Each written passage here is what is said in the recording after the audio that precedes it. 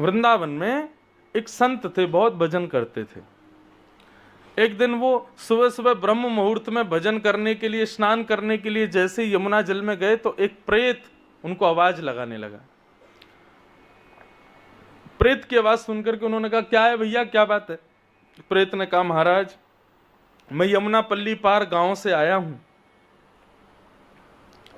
एक बार बाढ़ आई थी बहुत वर्षों पूर्व, तो उस बाढ़ में सोते हुए हमारा पूरा गांव यमुना जी के जल के चपेट में आ गया और हम सब की मृत्यु हो गई थी, हम सब प्रेत बन गए हैं। महात्मा बोले, अच्छा तुम प्रेत हो? बोले, हाँ जी मैं भी प्रेत हूं, मेरा पूरा गांव प्रेत बना हुआ है, सब हम लोग पल्ली पार रहते हैं। आप नित्य यहां यमुना स्नान करने आते हैं, हम सब आपको पल्ली पार से देखते हैं। संत बोले, मुझसे क्या काम है आपको? बोले, काम केवल इतना है कि जब कभी भी आपके प्राण निकले ना। बोले, अच्छा, तो प्राण निकलने पर आपका अंतिम संस्कार आपके शिष्यगण जहां कहीं भी करें उनसे मना कर देना, उनसे कहना आपका अंतिम संस्कार पल्ली पार हो जहां पे हम लोग रहते थे। संत बोले, क्यों? बोले, आपने इतना भजन किया है महाराज, आपने इतनी कथाएं गाई हैं, इतनी कथाएं पढ़ी हैं, इतने वैष्णवों को आपने उद्धार किया है, आप नित्य तिलक लगाते हैं, नित्य यमुना स्नान करते हैं, आपका शरीर इतना पवित्र हो चुका है भजन के प्रताप से कि यदि वो पल्ली पार जाकर के उसका अंतिम संस्कार हुआ तो आपके अंग से निकलने वाले धुएं से, आपके चिता से प्रकट होने वाले तेज से हम सब मुक्त हो जाएंगे। संत ने कहा, वास्तविकता है? बोले, बिल्कुल वास्तविकता है। तो आप केवल अपने शिष्यों से अपनी अंतिम इच्छा इतनी कर दीजिएगा कि आपका अंतिम संस्कार पल्ली पार जाके करें। तो संत ने अपने सब शिष्यों से कहा, भाई देखो बुढ़ापा आ गया है, अब मेरा जीवन कभी भी नष्ट हो सकता है, तो मेरी एक अंतिम इच्छा सुन लो, वो जमुना पल्ली पार जो बंजर जमीन है वहां पर मेरा अंतिम संस्कार करना, इधर मत करना। शिष्यों ने कहा, ठीक है। 10-5 साल बाद जब गुरु जी पधार गए तो शिष्य सब उनको लेकर के गए पल्ली पार और वहीं चिता लगा करके उनका अंतिम संस्कार किया। तो जैसे ही अंतिम संस्कार किया तो महाराज एक चिता यहाँ जल रही है और देखते देखते शिष्यों ने देखा दिव्य दिव्य ज्योतियां प्रकट हो रही हैं, किसी वृक्ष से, किसी पौधे से, किसी जमीन के किसी कोने से, इस प्रकार असंख्य ज्योतियां उस चिता के धुएं के साथ में आकाश मंडल को प्रस्थान कर गए। मतलब सब मुक्त हो गए। शिष्यगण सब वापस आ गए। जो प्रमुख शिष्य था जिसने अपने गुरुदेव को मुखाग्नि दी थी, वो आकर के रात्रि में जैसे ही लेटा तो एक प्रेत उसके पास आया और उस प्रेत ने आकर के कहा कि भगवान मेरे साथ बहुत बुरा हुआ। बोले, क्या हो गया? बोले, आपके गुरुजी का अंतिम संस्कार हुआ था पल्ली पर। बोले, जी। बोले, उसमें मेरा पूरा गांव, पूरा खानदान, पूरा परिवार तो मुक्त हो गया, मैं रह गया। तुम कैसे रह गए? बोले, मैं कहीं घूमने चला गया था। तो बोले, अब क्या करें? बोले, गुरुजी तो चले गए, अब तो कुछ हो नहीं सकता। तो उस प्रेत ने कहा, बोले एक उपाय है। बोले, आपके गुरुजी का भजन इतना था कि भले ही वे चले गए हों, उनकी चिता भी राख बन गई हो, आप जाकर के सादा लकड़ी उनकी राख में लपेट करके, उनकी राख में बोर करके उस सादा लकड़ी को भी यदि मुखाग्नि दोगे, अग्नि जला दोगे, उससे भी मैं मुक्त हो जाऊंगा, लेकिन आप कर दो। तो जली हुई भस्म चिता के ऊपर सादा लकड़ियां रख करके उस पर जैसे ही अग्नि प्रज्वलित की तो वो प्रेत भी मुक्त हो गया वहां से।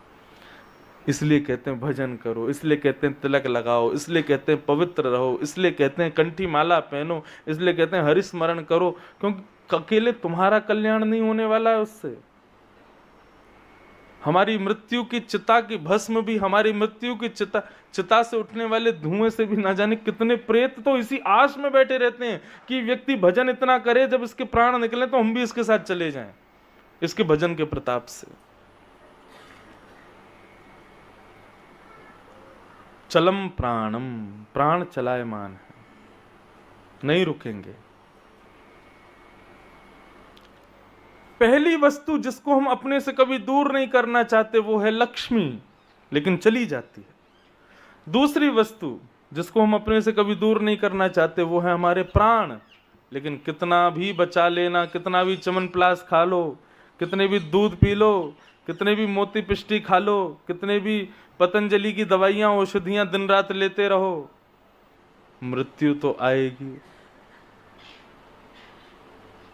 जिस दिन सज धज कर मौत की शहजादी आएगी, न सोना काम आएगा न चांदी आएगी, कुछ भी काम नहीं आएगा उस समय। मृत्यु के समय कुछ काम नहीं आता है। मृत्यु तो मैंने पहले ही कहा अटल सत्य है हमारे जीवन का। उस सत्य को जितना हो सके सुंदर बना लो। मृत्यु से डरना क्यों, मृत्यु से भय क्यों खाते हो? मृत्यु को सुंदर बनाओ।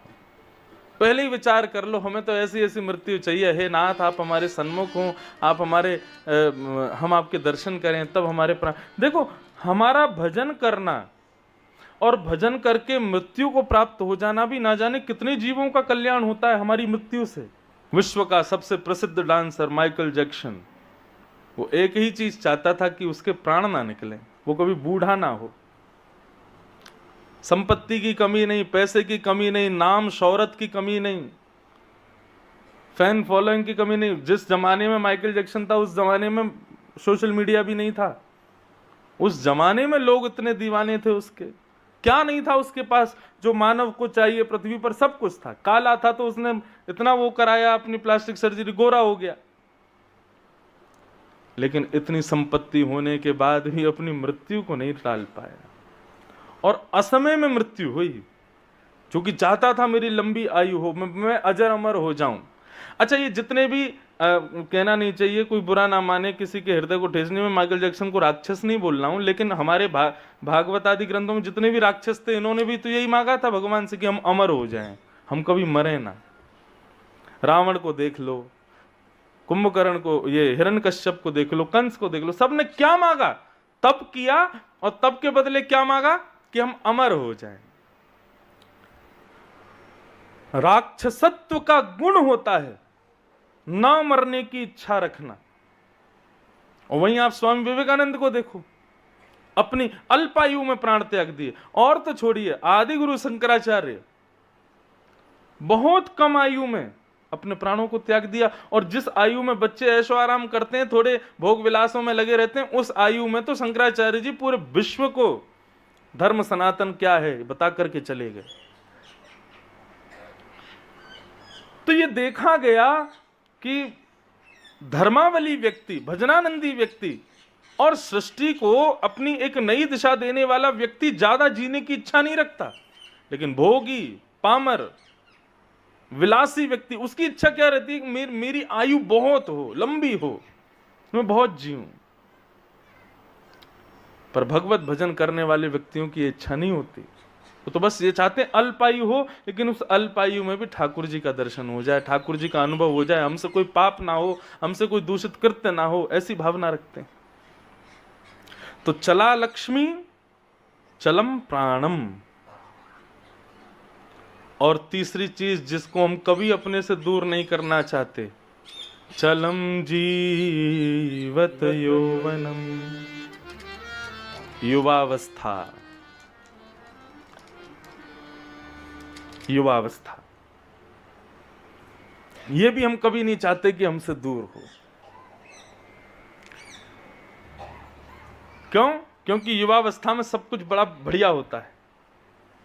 कुछ भी खाओ कोई टेंशन नहीं, कुछ भी पहनो कोई टेंशन नहीं, कुछ भी करो कोई टेंशन नहीं, कैसे भी रहो कोई टेंशन नहीं। सब चाहते हैं कि हम सदा युवा बने रहें, लेकिन नहीं हो पाता।